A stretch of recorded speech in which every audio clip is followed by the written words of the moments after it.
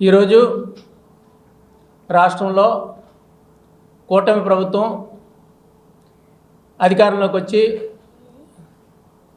13 నెలలు పూర్తయిన సందర్భంగా ఈ రాష్ట్రంలో ప్రజలందరూ ఈ కూటమి ప్రభుత్వం చేస్తున్న అన్యాయాల్ని, అక్రమాలని ప్రశ్నిస్తున్నారు. వారు చేస్తున్న అన్యాయాలకి, అక్రమాలకి ఈ ప్రజలే ఈరోజు సాక్షిభూతులు. ప్రజాస్వామ్యం అపహాస్యం పాలైంది. రాజ్యాంగాన్ని రెడ్ బుక్ పేరుతో మరో రాజ్యాంగం సృష్టించి ప్రభుత్వమే అరాచకాలను, అక్రమాలను ఎంకరేజ్ చేయడం ఈ ప్రభుత్వంలో చూస్తున్నాం. పోలీస్ వ్యవస్థ పూర్తిగా నిర్వీర్యం అయిపోయింది. ఏవైతే హత్యలు, మానభంగాలు, లా అండ్ ఆర్డర్ని కంట్రోల్ చేయవలసిన పోలీసులే ఈరోజు ఒక పార్టీకి కొమ్ము కాస్తూ దగ్గరుండి దౌర్జన్య దమనకాండలకు సాక్ష్యాలుగా నిలుస్తున్నారు. ఇక న్యాయ వ్యవస్థ అయితే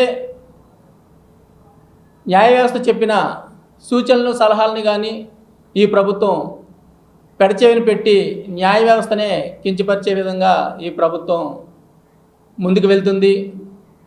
ప్రజల యొక్క కష్టాలని ఎవరు పట్టించుకోవట్లేదు. నేతలు వారి యొక్క సొంత ప్రయోజనాల కోసం, వారి యొక్క సొంత అభివృద్ధి కోసం సమయాన్ని కేటాయిస్తూ, హెచ్చిస్తూ ప్రజల్ని గాలికి వదిలివేయడం ఈ ప్రభుత్వంలో మనం చూస్తున్నాం.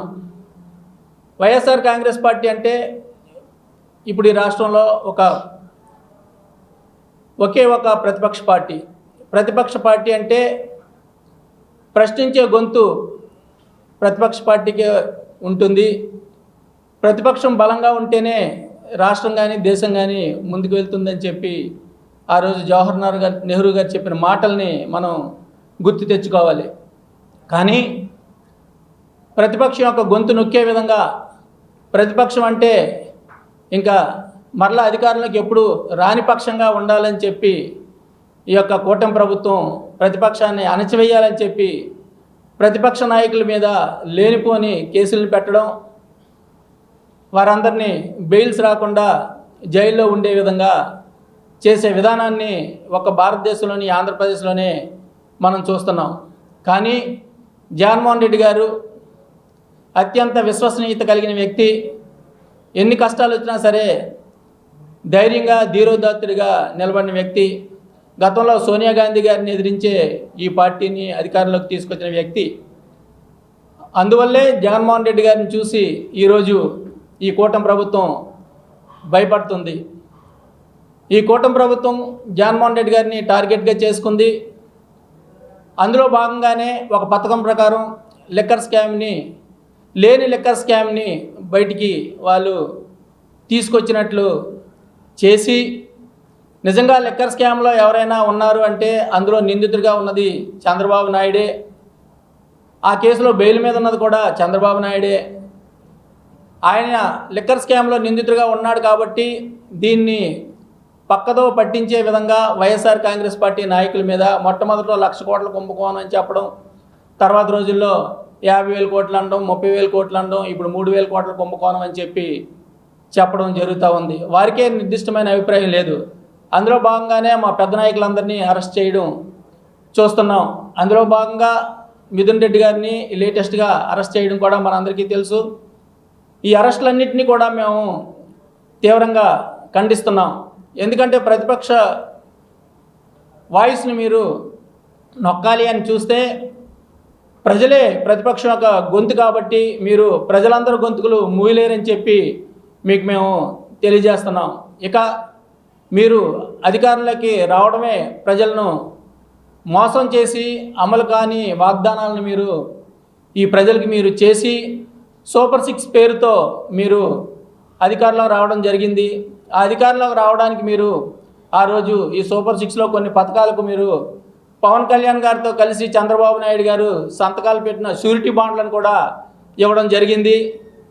ఆ రోజు లోకేష్ గారు ఏం చెప్పారంటే ఇవన్నీ మేము రాష్ట్ర ఆర్థిక పరిస్థితిని దృష్టిలో పెట్టుకొని మేము చేస్తున్నాము, ఇవన్నీ కూడా మేము అమలు చేస్తామని చెప్పి ఆ రోజు లోకేష్ గారు చెప్పి, ఎవరైనా సరే అమలు చేయలేని పక్షంలో మా దగ్గర ఉంటే మీరు వారిని కాలర్ పట్టుకొని నిలదీయొచ్చు అని చెప్పి ఆ రోజు లోకేష్ గారు ప్రకటించడం జరిగింది. కానీ జగన్మోహన్ రెడ్డి గారు ఆ రోజే చెప్పారు, ఈ పథకాలు అమలు చేయడం చాలా కష్టం, అందువల్ల ఈ పథకాలకు సంబంధించి మేమైతే ఏమీ హామీ ఇవ్వలేము, మేము ఇంతవరకు ఏవైతే సంక్షేమ పథకాలు చేశామో వాటిని మరలా మేము చక్కగా అమలు చేస్తామని చెప్పడం జరిగింది. ఆ మాటకు కౌంటర్గా చంద్రబాబు నాయుడు గారు ఏం చెప్పారంటే, జగన్మోహన్ రెడ్డి గారు ప్రవేశపెట్టిన సంక్షేమ పథకాలన్నీ మేము అమలు చేస్తాం, దానికి ఎడిషనల్గా ఈ సూపర్ సిక్స్ని మేము అమలు చేస్తామని చెప్పడం జరిగింది. మనందరికీ తెలుసు, 1500 రూపాయలు ప్రతి ఆడపిల్లకి ఇస్తానని చెప్పి ఆ రోజు ఈ కూటమి ప్రభుత్వం చెప్పింది. అదే కూటమి ప్రభుత్వం చెప్పిన మాటల్ని ఈరోజు అచ్చెన్నాయుడు గారు నిన్న మనం విన్నాం ఏం చెప్పారో. ఆ పథకం అమలు చేయాలంటే ఆంధ్రప్రదేశ్ని అమ్మేసుకోవాలని ఆయన చెప్పడం జరిగింది. అంటే ఇలాంటి ప్రకటనలు, విరుద్ధమైన ప్రకటనలు మీరు చేస్తూ ప్రజల్ని మీరు మోసం చేయడం జరిగింది. మీరు యువతను మోసం చేశారు, రైతులను మోసం చేశారు, విద్యార్థులను మోసం చేశారు, శ్రామికులను మోసం చేశారు, గవర్నమెంట్ ఉద్యోగస్తులు మీరు మోసం చేశారు. ఇంతమందిని మీరు మోసం చేశారు కాబట్టి జగన్మోహన్ రెడ్డి గారు రీకాల్ చంద్రబాబు నాయుడు గారు మేనిఫెస్టో అని చెప్పి ఒక కార్యక్రమాన్ని బాబు షూరిటీ మోసం గ్యారంటీ పేరుతో ఈరోజు పిలిపించి అమలు చేయడం రాష్ట్రంలో జరుగుతుంది. ఆ యొక్క కార్యక్రమానికి విశేషమైన ఆదరణ ఈ యొక్క ఆంధ్రప్రదేశ్లో లభిస్తుంది. ప్రజలందరూ కూడా ఆ యొక్క కార్యక్రమానికి మద్దతు తెలుపుతూ చంద్రబాబు నాయుడు గారు చేసిన పనులను వ్యతిరేకిస్తూ మరలా చంద్రబాబు నాయుడిని ఆ మేనిఫెస్టోని రీకాల్ చేయాలని చెప్పి ప్రశ్నించడం మనందరం చూస్తున్నాం. జగన్మోహన్ రెడ్డి గారు 5 సంవత్సరాల కాలంలో 3,73 కోట్లు ఆయన అధికారంలో ఉన్నప్పుడు సంక్షేమానికి ఖర్చు నిమిత్తం ఏ విధంగానైతేనేమి ఈ రాష్ట్ర ప్రభుత్వం అప్పు చేసింది 3 లక్షల పైచిలకు. కానీ ఈ 13 నెలల్లోనే ఈ కూటమి ప్రభుత్వం 1,73,000 కోట్ల రూపాయలని అప్పు చేసింది. అంటే 50% అబవ్ ఒక్క సంవత్సరంలోనే ఈ కూటమి ప్రభుత్వం అప్పు చేసింది. మరి ఈ డబ్బంతా ఎక్కడికి వెళ్ళిందని మేము ప్రశ్నిస్తున్నాం. మీరేమీ సంక్షేమ పథకాలు అమలు చేయట్లేదు కదా. మీరు మొదట్లో అన్నారు 20 లక్షల మందికి మేము ఉద్యోగాలు ఇస్తామని చెప్పి, మీరు 20 లక్షల మంది ఉద్యోగాలు పక్కన పెడితే వాలంటీర్లకు సంబంధించి 2,60,000 మంది వాలంటీర్లు మీరు ఉద్యోగాలను తీసివేయడం జరిగింది. ఏపీ బెవరేజెస్ ఉద్యోగస్తుల్ని ఒక 18,000 మందిని ఉద్యోగాల నుంచి తొలగించడం జరిగింది. ఎండియు ఆపరేటర్స్ని 20,000 మందిని మీరు ఉద్యోగాల నుంచి తొలగించడం జరిగింది. సంపద సృష్టిస్తానని మీరు చెప్పి ఉద్యోగాలను తొలగించారు. 20 లక్షల ఉద్యోగాలు ఇస్తానని చెప్పి వీరందరినీ ఉద్యోగాల నుంచి మీరు తొలగించారు. మీరు సూచించిన సంపద ఎలా ఉందంటే జిఎస్టీ వసూళ్లు ఈ రాష్ట్రంలో భారీగా పడిపోయాయి. జీవిపిడి కూడా ఈ యొక్క దేశంలోనే కాదు, ఈ రాష్ట్రం దేశంతో పోల్చుకుంటే భారీగా ఈ యొక్క గ్రోత్ రేటు పడిపోయింది. ఈ విధంగా మీరు ఎక్కడ సంపద సృష్టించారని మేము ప్రశ్నిస్తున్నాం. రాబోయే రోజుల్లో ఎప్పుడు ఎలక్షన్స్ వచ్చినా సరే వైఎస్ఆర్ కాంగ్రెస్ పార్టీ మరలా అధికారంలోకి వచ్చే విధంగా ప్రజలందరూ ముందుకు వెళ్తున్నారు. ప్రజలందరూ కూడా వైఎస్ఆర్ కాంగ్రెస్ పార్టీ మళ్ళీ రావాలని కోరుకుంటున్నారు. దానికి నిదర్శనమే జగన్మోహన్ రెడ్డి గారు పర్యటనలు మనం చూస్తుంటే, ఆ రోజు గుంటూరులో మిర్చి యార్డ్లో ఆయన పర్యటించినప్పుడు వచ్చిన అశేష జనాన్ని మనం చూసాం. అదేవిధంగా సత్యసాయి జిల్లాలో లింగమయ్య గారు మృతి చెందినప్పుడు పరామర్శకు వెళ్తే ఏ విధంగా జనం వచ్చి ఆయన ఆదరించారో మనం చూసాం. అక్కడ కూడా ఆ వచ్చిన జనాన్ని జీర్ణించుకోలేక ఈ కూటమి ప్రభుత్వం హెలికాప్టర్ ఆ రోజు కూటమి ప్రభుత్వం ఇష్యూని పెద్ద ఇష్యూగా చేసి అదేదో వైఎస్ఆర్ కాంగ్రెస్ పార్టీ తప్పు చేసిన విధంగా చిత్రీకరించడం మనం చూసాం. ఇవన్నింటినీ జీర్ణించుకోలేకపోతుంది. ఈ పొగాకు మద్దతు ధర కోసం పొదిల్లో జగన్మోహన్ రెడ్డి గారు 40,000 మంది రైతులు సంఘీభావం ప్రకటించారు ఆ రోజు అక్కడికి వచ్చి. అదేవిధంగా బంగారుపాలెంలో మామిడి రైతులకు సంబంధించి చిత్తూరు జిల్లా వెళ్తే జనం బ్రహ్మరథం పట్టారు. ఇవన్నింటినీ కూడా చంద్రబాబు నాయుడు గారు జీర్ణించుకోలేకపోతున్నారు. సత్తెనపల్లి మొన్న అక్కడికి వెళ్తే పరామర్శకు ఎంతమంది జనం వచ్చారో మీరు చూశారు. చంద్రబాబు నాయుడికి నిద్రలేని రాత్రులు గడుపుతున్నాడు. ఈ కూటమి ప్రభుత్వంకి అప్పుడే భయం అలజడి మొదలయ్యింది. అందుకే కూటమిలో ఉన్న ఈ నాయకులు కానీ కూటమిలో ఉన్న ఎమ్మెల్యేలు కానీ శాండు, ల్యాండు, లిక్కరు, గ్యాంబ్లింగు వీటన్నిటిని ఎంకరేజ్ చేస్తూ వారి యొక్క ఆదాయ మార్గాలను వారు వెతుక్కుంటూ ప్రజలను వదిలేసి పాలనను పట్టించుకోకుండా సొంత ఆదాయ వనరుల మీద మార్గాల మీద వారు ఆధారపడి ఈ రాష్ట్ర ప్రభుత్వాన్ని ఈ ప్రజలను వారు విస్మరించడం జరిగింది.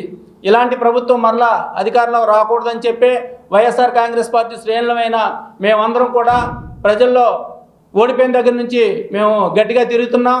అందువల్ల ఈ రాష్ట్రంలో ఉన్న ప్రజలందరూ కూడా మరొకసారి విజ్ఞప్తితో ఆలోచించండి. ఓటర్ అంటే ఒక్క ఓటు వేసేవాడే కాదు, ఆలోచన గల విజ్ఞత కలిగిన వ్యక్తి అని చెప్పి నిరూపించే విధంగా రేపు రాబోయే ఎలక్షన్స్లో మరలా వైఎస్ఆర్ కాంగ్రెస్ పార్టీని అధికారంలోకి వచ్చే విధంగా మీరు తీసుకెళ్లాలని చెప్పి ప్రజలందరికీ కూడా వినయపూర్వకంగా మేము అభ్యర్థిస్తూ నమస్కరిస్తూ మరొకసారి విజ్ఞప్తి చేస్తున్నాం. ప్రభుత్వం దాదాపు సంవత్సర కాలం అధికారంలోకి వచ్చిన తర్వాత ప్రజలకి ఎంత మేలు చేసింది, ప్రజలకి ఇచ్చిన వాగ్దానాల అమలులో ఎంతవరకు సఫలీకృతమైంది మనందరికీ తెలుసు. ప్రజలందరూ చూస్తున్నారు. వాళ్ళు చెప్పిన సూపర్ 6, సూపర్ 7 గాలి వదిలేశారు. గాలి వదిలేసి ప్రజల్ని భయభ్రాంతులు చేస్తూ రెడ్ బుక్ రాజ్యాంగ పరిపాలన చేస్తూ ముఖ్యంగా వైఎస్ఆర్సీపీ పార్టీ నాయకులను కార్యకర్తలను జైలుకు పంపే పనిలో ఉన్నారు. దాదాపుగా ప్రభుత్వ పాలన విఫలమైంది. ప్రజలందరూ ఈ కూటమి ప్రభుత్వాన్ని నిలదీసే పరిస్థితిలో ఉన్నారు. అది తెలిసి కూటమి ప్రభుత్వం అక్రమ కేసులు బనాయించి లిక్కర్ కేసులో ముఖ్యంగా మిథున్ రెడ్డి గారి అరెస్టు, అంతేకాకుండా ఐఏఎస్లని ఐపీఎస్లని అరెస్టు చేయటం, ప్రజలను భయభ్రాంతులకు గురి చేయటం, ఇందాక సార్ చెప్పినట్టు ప్రశ్నించే ప్రతిపక్షాన్ని జైల్లో పెట్టడానికే చూస్తున్నారు. అయితే త్వరలోనే ప్రజలు అన్నీ తెలుసుకుని ఈ కూటమి ప్రభుత్వానికి బుద్ధి చెప్తారనేది మా నమ్మకం. ఎందుకంటే ప్రజలు గమనిస్తున్నారు. మీరు విపరీతమైన పరిపాలనలో మీ రెడ్ బుక్ రాజ్యాంగాన్ని అమలు చేయటం, శాంతి భద్రతలను గాలికి వదిలేయటం, ముఖ్యంగా ప్రభుత్వాధికారులు ప్రభుత్వ పక్షాన పనిచేయటం, ఇవన్నీ కూడా ప్రజలు గమనిస్తున్నారు. అలాగే నిన్న కాక మొన్న తణుకులో మా కారుమూరు నాగేశ్వరరావు గారు, ఆయన రీజనల్ కోఆర్డినేటర్ గారు, ఆయన మరి ఈ బాబు షూరిటీ మోసం గ్యారంటీ సభకు వెళ్తూ ఉన్నప్పుడు జరిగిన ఆందోళన, ముఖ్యంగా జనసేన నాయకులు కార్యకర్తలు కారుమూరు నాగేశ్వరరావు గారి మీద జరిగిన దాడిని మేము అందరూ ఖండిస్తున్నాం. సభ్య సమాజం తలదించుకునేలాగా ఇలాంటి ప్రయత్నాలు చేయొద్దని జనసేన నాయకుల్ని మేము అభ్యర్థిస్తున్నాం. ఇది ప్రజాస్వామ్య పరిపాలన. అందరూ ప్రతిపక్షం కావచ్చు, అధికార పక్షం కావచ్చు, వాళ్ళ అభిప్రాయాల్ని ధైర్యంగా ప్రజల ముందు చెప్పుకునే హక్కు ఉంటుంది. అలాంటి మరి కారుమూరు నాగేశ్వరరావు గారు, ఆయన ఒక ఎక్స్ మినిస్టర్ గారు, ఆయనకే రక్షణ లేకుండా మరి ఈ పోలీస్ యంత్రాంగం కూడా ఆయన పక్షాన నిలవలేకపోయింది. అది చాలా దారుణమైన చర్య. ఇలాంటి చర్యలన్నీ మేము ఖండిస్తున్నాం. అలాగే మొన్న లిక్కర్ కేసులో మిథున్ రెడ్డి గారి అరెస్ట్ను కూడా ఎంపీ అయినా ఏ విధమైన సాక్ష్యాధారాలు లేకుండా ఆయన అరెస్ట్ చేయడానికి కూడా వైఎస్ఆర్సీపీ ఖండిస్తుంది. మేము అడిగేది ఒకటే, సీనియర్ నాయకులు అని చంద్రబాబు నాయుడు గారికి అధికారం ఇచ్చారు ఈ రాష్ట్ర ప్రజలు, కానీ ఆయన చేసేది ఏంటి అని ఒకసారి ఆలోచించుకోవాల్సిందిగా కోరుతున్నాం. సూపర్ 6 హామీలు ఒక్కటే అమలు చేయలేకపోయారు. ఆయన వైఫల్యాన్ని కప్పిపుచ్చుకోవటం కోసం ఇలాంటి డైవర్షన్ పాలిటిక్స్ చేస్తున్నారు. కాబట్టి చంద్రబాబు నాయుడు గారు, మీరు మరొకసారి ఆలోచించుకోండి.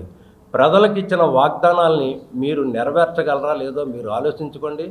లేకపోతే గద్దె దిగిపోవటం బెటర్ అని సలహా ఇస్తూ ముగిస్తున్నాను. Thank you very much. అందరికీ నమస్కారం. ఈరోజు రాష్ట్రంలో మనం గమనిస్తున్నాం, మరి ఈ రాష్ట్రంలో అధికారంలో ఉన్న తెలుగుదేశం కూటమి ప్రభుత్వం ఏ రకంగా శాంతి భద్రతలను పర్యవేక్షించే పరిస్థితి ఎలా ఉందో మనం గమనిస్తున్నాం. పెద్దిరెడ్డి మిథున్ రెడ్డి గారు మనకి స్పీకర్గా కూడా ఆయన బాధ్యతలు నిర్వర్తించారు. అటువంటి వ్యక్తిని కావాలని చెప్పేసి అక్రమ అరెస్టు చేసి ఈరోజు ఆయన నిర్బంధించడం జరుగుతుంది. ఈరోజు శాంతి భద్రతలు ఈ రాష్ట్రంలో ఎలా ఉన్నాయంటే, ప్రజలను కాపాడాల్సింది పోయి కేవలం వైఎస్ఆర్ కాంగ్రెస్ పార్టీ మీద కేసులు పెట్టేది మాత్రమే చూసుకుంటున్నారు. మన గమనించాం, ముచ్చుమరు గ్రామంలో 3 సంవత్సరాల బాలికను రేప్ చేసి నదిలో పడేస్తే ఈ రోజుకి 9 నెలలు గడుస్తుంది. ఈ రోజుకి ఆ శవాన్ని కూడా పట్టుకోలేని పరిస్థితిలో ఈ రాష్ట్రంలోని పోలీస్ వ్యవస్థ కానీ శాంతి భద్రతలు ఉన్నాయి. పోలీసు వ్యవస్థని కనీసం ప్రజలకు రక్షణ కల్పించే పరిస్థితి లేకుండా పూర్తి స్థాయిలో వైఎస్ఆర్ కాంగ్రెస్ పార్టీని నిలువరించాలి, ఎవరన్నా మాట్లాడితే వాళ్ళని అరెస్ట్ చేయాలి అనే పరిస్థితికి మాత్రమే వాళ్ళు ఉపయోగించుకుంటున్నారు. రెడ్ బుక్ రాజ్యాంగాన్ని రాష్ట్రంలో అమలు పరుస్తున్నారు. ఈరోజు లోకేష్ బాబు గారు రాసిన రెడ్ బుక్ కాదు, చంద్రబాబు నాయుడు గారికి అది రిటైర్మెంట్ బుక్. ఆ రెడ్ బుక్ వల్లే చంద్రబాబు నాయుడు గారు రిటైర్మెంట్కి దగ్గరలో ఉన్నారని చెప్పేసి మనం చెప్పగలం. ఎందుకనంటే పూర్తి స్థాయిలో ఈరోజు నడి రోడ్డు మీద వైఎస్ఆర్ కాంగ్రెస్ పార్టీ కార్యకర్తలను నరుకుతున్నారు, రాడ్లు పెట్టి కొట్టి చంపుతున్నారు. ఈ పరిస్థితి గతంలో మరి 50 సంవత్సరాలు 60 సంవత్సరాలు ఎప్పుడు కూడా చూడాల. ఏ పార్టీ కూడా ఇంత దారుణమైన పరిస్థితుల్ని ప్రజలకు చూపించలేదు. నిన్న కారుమూరి నాగేశ్వరరావు గారు వ్యాన్ మీదకి జన సైనికులు ఎక్కి తొక్కుకుంటా ప్రచార రథాన్ని జనసేన జెండాలు పట్టుకొని ఆ ప్రచార రథాన్ని డ్యామేజ్ చేశారు. 5 సంవత్సరాలు ఈ రాష్ట్రంలో జగన్మోహన్ రెడ్డి గారు అధికారంలో ఉన్నారు. ఏ రోజన్నా ఈ పరిస్థితులు ఉన్నాయా? 2 దఫాలు వైఎస్ రాజశేఖర రెడ్డి గారు ఈ రాష్ట్రంలో ముఖ్యమంత్రిగా చేశారు. మరి అప్పుడు లేని పరిస్థితులు ఈ జగన్మోహన్ రెడ్డి గారు 5 సంవత్సరాలు ముఖ్యమంత్రిగా చేసినప్పుడు లేని పరిస్థితులు ఈరోజు మీరు క్రియేట్ చేస్తున్నారు. ఈరోజు మన జగన్మోహన్ రెడ్డి గారు చెప్పారు, రేపు కార్యకర్తలు మేము అదుపు చేయలేమని. మీరు ఏ పాఠాలు అయితే నేర్పిస్తారో రేపు మళ్ళీ ప్రజలు కానీ కార్యకర్తలు కానీ ఆ పాటలో నడిచే ప్రమాదం ఉంది. కాబట్టి మరి క్రమశిక్షణ కలిగిన పార్టీ అని చెప్పేసి చంద్రబాబు నాయుడు గారు చెప్తుంటారు. మీరు మీ కార్యకర్తల్ని నిలువరించాలి, ఈ రాష్ట్రంలో శాంతి భద్రతలను కాపాడాలా. ఎందుకనంటే 40% ఓట్ బ్యాంక్ ఉన్న పార్టీ ఈరోజు వైఎస్ఆర్ కాంగ్రెస్ పార్టీ. మీకంటే ముందు 151 సీట్లతో 51% ఓట్లతో మరి పోటీ చేసిన అన్ని స్థానాల్లో 87 స్థానాలు గెలిచిన పార్టీ జగన్మోహన్ రెడ్డి గారి పార్టీ. రేపు మళ్ళీ ఈ రాష్ట్రంలో అధికారంలోకి రాబోయేది జగన్మోహన్ రెడ్డి గారి పార్టీ. 6 నెలలు ఈ రాష్ట్రంలో చంద్రబాబు నాయుడు గారు ముఖ్యమంత్రి అయిన 6 నెలలకే ఈ రాష్ట్రంలో నెక్స్ట్ ముఖ్యమంత్రి జగన్మోహన్ రెడ్డి గారు అని చెప్పేసి అందరూ మాట్లాడుకుంటున్న పరిస్థితి ఈరోజు ఉంది. ఈరోజు తెలుగుదేశం పార్టీని 2 ప్రశ్నలు వెంటాడుతున్నాయి. మొదటి ప్రశ్న ఏంటంటే మళ్ళీ జగన్మోహన్ రెడ్డి గారు వస్తే మా పరిస్థితి ఏంటి? రెండో ప్రశ్న ఏంటంటే అసలు పవన్ కళ్యాణ్ కూటమిలో బయటకు వెళ్ళిపోతే మా పరిస్థితి ఏంటి? ఈ 2 ప్రశ్నలు కనీసం ఈరోజు తెలుగుదేశం పార్టీ నాయకులను నిద్ర కూడా లేకుండా చేస్తున్నాయి. మీరు బలంగా ఈరోజు మళ్ళీ జగన్మోహన్ రెడ్డి గారు వస్తారని చెప్పేసి ప్రజలు చెప్పడం కాదు, ప్రతి ఒక్క తెలుగుదేశం పార్టీ నాయకుడు ముఖ్యమంత్రి స్థాయిలో చంద్రబాబు నాయుడు గారే స్వయంగా చెప్తున్నారు మళ్ళీ జగన్మోహన్ రెడ్డి గారు వస్తే పరిస్థితి ఏంటనేది. ఖచ్చితంగా రాబోయేది జగన్మోహన్ రెడ్డి గారే. మీరు ఇక నుండైనా కానీ శాంతి భద్రతల మీద ఫోకస్ చేసి పరిపాలన మీద ఫోకస్ చేస్తే కనుక ప్రజలు కనీసం ఒక గణనీయమైన సంఖ్యలో మీకు సీట్లు ఇస్తారు. అలా కాకుండా వైఎస్ఆర్ కాంగ్రెస్ పార్టీని అణిచివేయాలని చెప్పేసి మీరు చూస్తే కనుక ఖచ్చితంగా ప్రజలు మీకు బుద్ధి చెప్తారని చెప్పేసి తెలియజేస్తూ సెలవు తీసుకుంటారు. నమస్తే అండి, నా పేరు దాసి యేసుబాబు, క్రిస్టియన్ మైనారిటీ సెల్ ఉపాధ్యక్షులు కైకులూరు. మరి ఇప్పుడు పెద్దలు మా రాష్ట్ర అధ్యక్షులు అలాగే మా ప్రియులు చింతలపూడి ఇన్ఛార్జ్ విజయరాజు గారు, మరి అలాగే మా జిల్లా అధ్యక్షులు చెప్పినట్లుగా బాబు షూరిటీ మోసం గ్యారెంటీ ఇది ఇప్పుడు వచ్చినటువంటి మాట కాదండి. గత 42 సంవత్సరాల క్రితం 1983లోనే మామని నమ్మించి మామకు షూరిటీ ఇచ్చి వెంటనే మోసం చేసినటువంటి అగ్రగణ్యులు ఎవరంటే మిస్టర్ చంద్రబాబు నాయుడు గారు. అలాగే ఈ రోజున ఈ 2024 సంవత్సరం ఎన్నికల్లో జరుగుతున్నటువంటి సంగ్రామంలో మరొక్కసారి ఆంధ్రప్రదేశ్ రాష్ట్రాన్ని అందరిని కూడా షూరిటీ ఇచ్చి మోసం చేశాడు. అదేంటంటే నేను 3 మాటలు చెప్పదలుచుకున్నాను. మనిషికి కావాల్సింది కూడు, గూడు, విద్య. ఇది ఉంటే చాలు. మరి పేదలు కానీ లేకపోతే దళితులకు కానీ లేకపోతే అనేక రకాలైన వ్యక్తులు మన ముందుకు వెళ్ళిపోవచ్చు.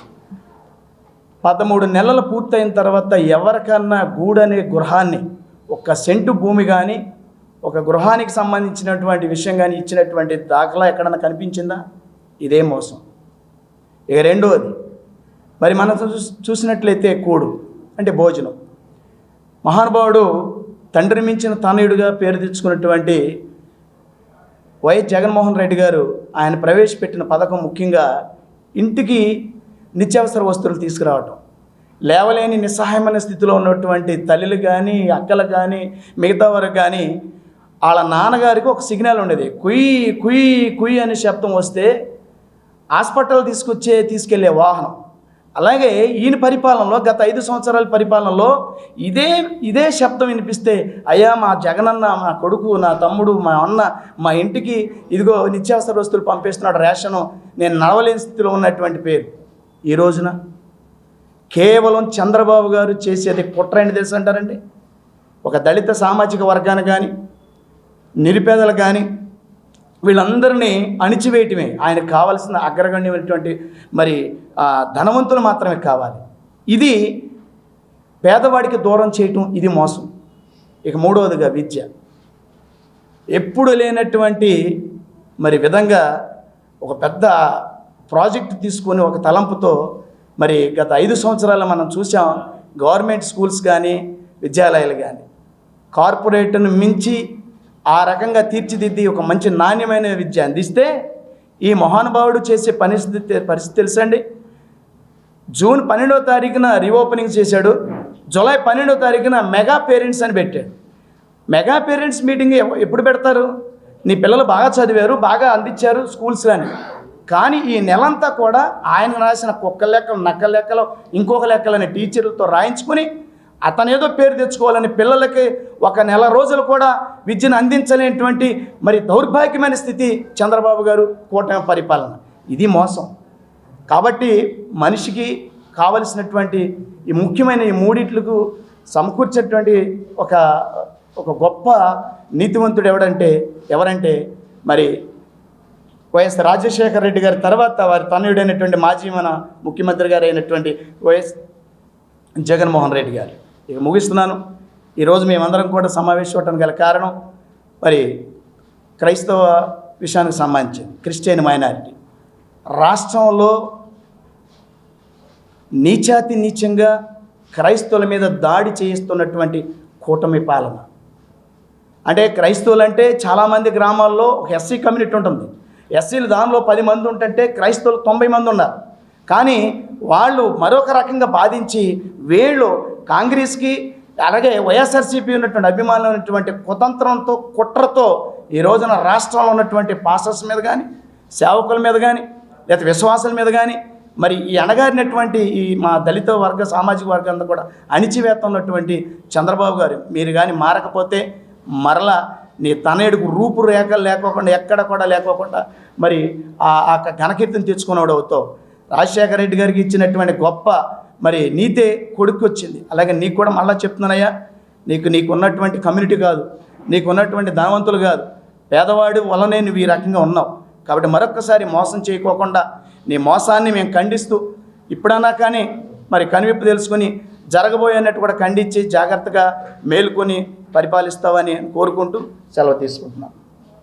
సెయింట్ జోసెఫ్ విద్యా సంస్థల చైర్మన్ మహాఘన జయరావు పొలిమేర గారి సారథ్యంలో secretary and correspondent reverend father G Moses గారి స్వీయ పర్యవేక్షణలో సుశిక్షితులైన డెంటిస్టులను తయారు చేయడంలో అహర్నిశలు కృషి చేస్తోంది Saint Joseph dental college and hospital. Spacious library, well equipped lab, oral microbiology and nanoscience research center for better academic experience. Education delivered by highly skilled teaching professionals, accredited with NAC A grade. BDS మరియు MDS లలో admissions కొరకు సంప్రదించండి. Dentist కావాలనే మీ లక్ష్య సాధనలో మీకు తోడ్పడుతుంది Saint Joseph dental college and hospital, Duggirala, Eluru.